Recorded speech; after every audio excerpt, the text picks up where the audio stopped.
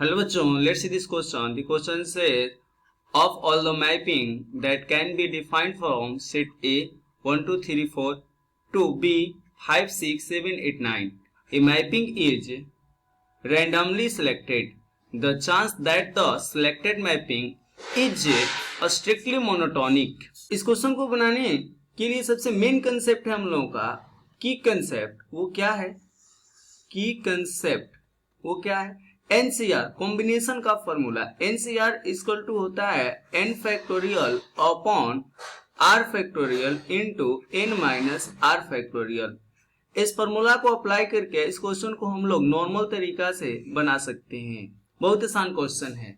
चलते हैं क्वेश्चन पर. क्वेश्चन में हम क्या देख रहे हैं? क्वेश्चन में हम देख रहे हैं कि हमारे सेट ए में 4 एलिमेंट है, 1 2 3 4. एंड सेट बी में 5 एलिमेंट है, 5 6 7 8 9. इफ 1 को हम मैप कराएं, 1 को हम लोग मैप कराएं किससे?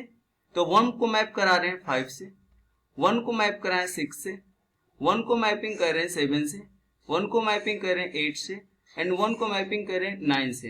तो ये कितने वेज है हमारे? 5 वेज. 2 के लिए मैपिंग कराने के लिए 5, 3 के लिए 5 एंड 4 के लिए कितने होंगे? 5. देन हम लोगों का यहाँ टोटल नंबर ऑफ फंक्शन कितना हो जाएगा? Total number of function equal to 5 multiply 5 multiply 5 multiply 5. That means 625. Now strictly monotonic का मतलब क्या होता है कि कोई एलिमेंट एक ही एलिमेंट के साथ मैप करे. कोई एलिमेंट एक ही. तो सेट ए में कितने एलिमेंट है? तो 4 एलिमेंट है. तो सेट बी के 4 एलिमेंट हम लोग को लेने पड़ेंगे. तो या तो हम इंक्रीजिंग ऑर्डर में ले सकते हैं या तो डिक्रीजिंग ऑर्डर में ले सकते हैं. तो यहाँ पर लिखेंगे स्ट्रिक्टली मोनोटोनिक का मतलब क्या होता है?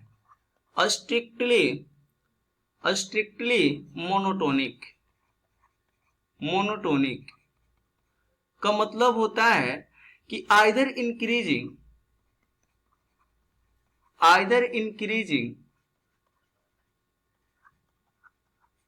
और डिक्रीजिंग.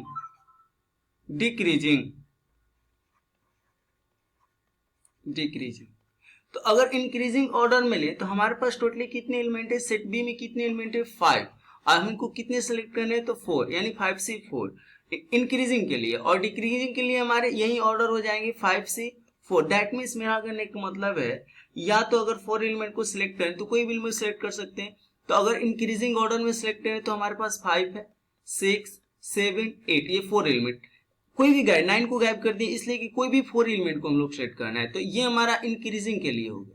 इंक्रीजिंग के लिए अगर डिक्रीजिंग ऑर्डर में ले तो हम क्या लेंगे? 8 7 6 5, ये डिक्रीजिंग ऑर्डर के लिए.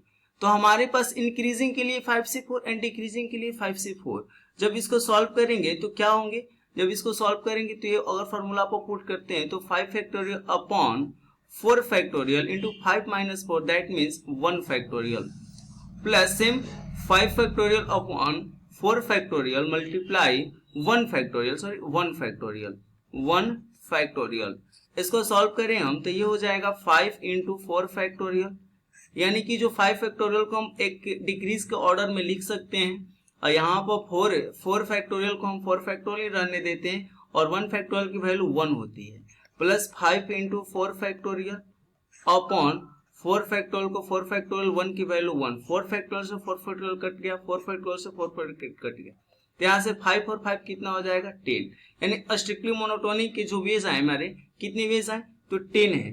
तो 10 वेज है. तो अगर हम लोग रिक्वायर्ड प्रोबेबिलिटी ज्ञात करें, रिक्वायर्ड प्रोबेबिलिटी क्या हो जाएंगी हमारी? Required probability